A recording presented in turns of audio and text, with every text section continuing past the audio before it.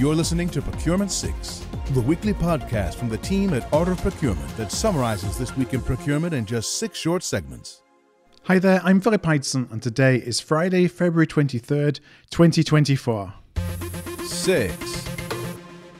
We just wrote and published a white paper in partnership with SAP that takes a deep dive into a trove of survey data recently collected by The Economist, looking into the perspectives of executives at mid-sized companies on procurement and procurement's role in managing risk. You can find a link to the page where the white paper is hosted just by clicking the link in the show notes today. Now, at a high level, those findings, just over half of respondents actually say that they have confidence in their procurement team's ability to manage external risk. That was about 55%, or managing internal risk, which was 52%. Fewer still, 41%, believe procurement is effective in meeting their organization's ESG-related goals. But the tip for this week is one of the findings that stemmed from the research. So user or stakeholder experience was a big influence on an executive's confidence in procurement. What does that process look like? What's their experience with their procurement team? However, user experience isn't just about the technology. So as you think about creating a stronger user experience, think not in terms of just technical interfaces, which is where we spend a lot of time, and more so in terms of the face-to-face part of the customer and user experience. 5. In a recent Art of Procurement podcast episode, Kelly and I spoke with Vishal Patel, the VP of Product Marketing at iValua, about the different ways organizations think about procurement's value and how that's changing over time. In the conversation, we discussed how emerging technologies like generative AI are changing the way procurement creates value for the business, as well as how that value is applied, measured, and then perceived. Let's listen into the conversation. I mean, definitely generative AI is sort of in its own category when it comes to AI technologies, right? So we've done other types of AI technologies, machine learning and NLP and deep learning and so on. But generative AI for sure, because it's so content related, right? So all types of content, text, audio, video, there are lots of applications for it. And our approach has been to build in generative AI, or at least an integration to one of the LLMs out there. So Microsoft Azure OpenAI, the Enterprise Edition, which is more secure. But it's not as simple as just offering OpenAI within the context of a procurement application. It's actually twofold. So one is building certain use cases that are practical and make sense, and I'll go through some of those. And then the second is actually providing the ability to create your own custom use cases, either through the partners or your own organization. And we've seen a couple of companies start to do this on their own without iValua. And so now we're offering that ability within the platform. So you can now go and create an entirely new use case that we haven't thought about, but is custom to your own organization. And the reason for that is because it's such a new technology that there's no way iValua by ourselves could come up with all the different scenarios. I mean, there are probably hundreds of use cases across SourceBait, if not more. I can tell you, like, in a matter of a few weeks, we created 10 use cases.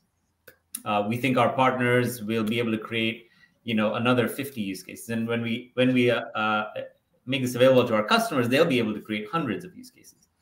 And the power is really not like, take this big thing and use generative AI to make it better.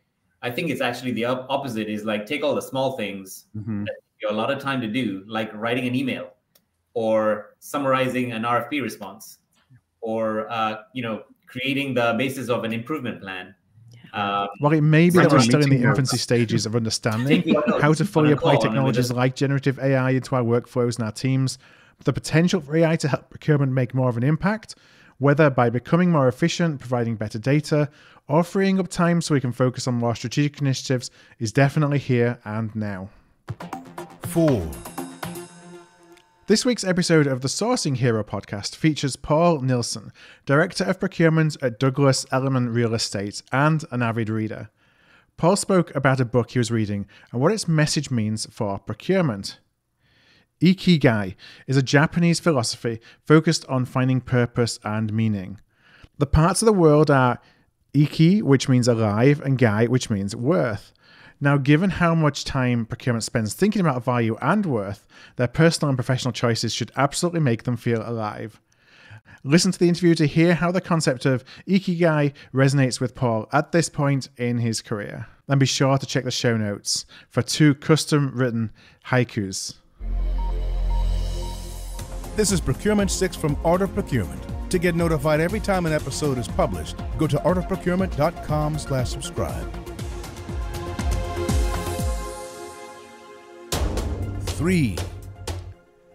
In May 2023, 2 of the companies owned by Byron Allen, a black businessman and producer, sued McDonald's for $100 million in California for fraud. The suit claimed that the company lied when it said it was going to spend more money with black-owned media companies. Now, in February, the case was dismissed, but if you know anything about Byron Allen, you know that this is not over, not by a long shot. So in this week's episode of the Art of Supply podcast, Kelly Barner reviews the details of the case, why it was dismissed, and why Allen is just as likely to consider the ruling a win as a loss. 2.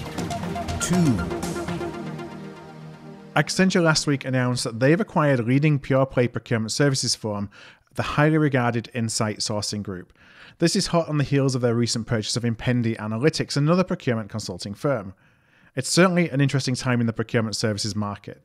Long-time listeners may know that I've got a long background in procurement services as both a buyer in the very early days of procurement outsourcing and then a provider. I was part of the Procurian team that was acquired by Accenture, which crazily was just over 10 years ago. Now, what typically happens in these circumstances is that the buyer will integrate the capabilities of the companies they buy into their core offerings.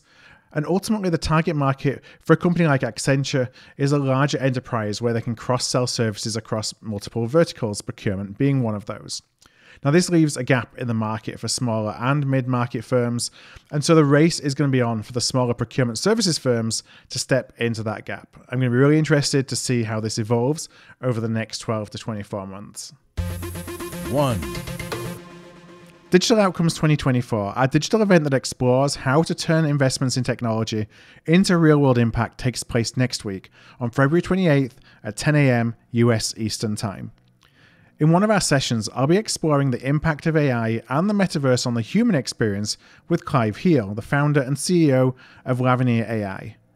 Clive will share his perspective on the experiential effects of AI, from technological capabilities to the way organizations and individuals work, empowering people on an individual level rather than just replacing the jobs and the tasks of today. You can register at artofprocurement.com/digitaloutcomes, and you'll be able to watch all session recordings as soon as they're completed if you're not able to join us in real time. Thanks for listening. We'll be back next Friday at 6 a.m. U.S. Eastern Time. If you've enjoyed this pod, help us grow and tell your peers to search for Procurement 6 wherever they get their podcasts.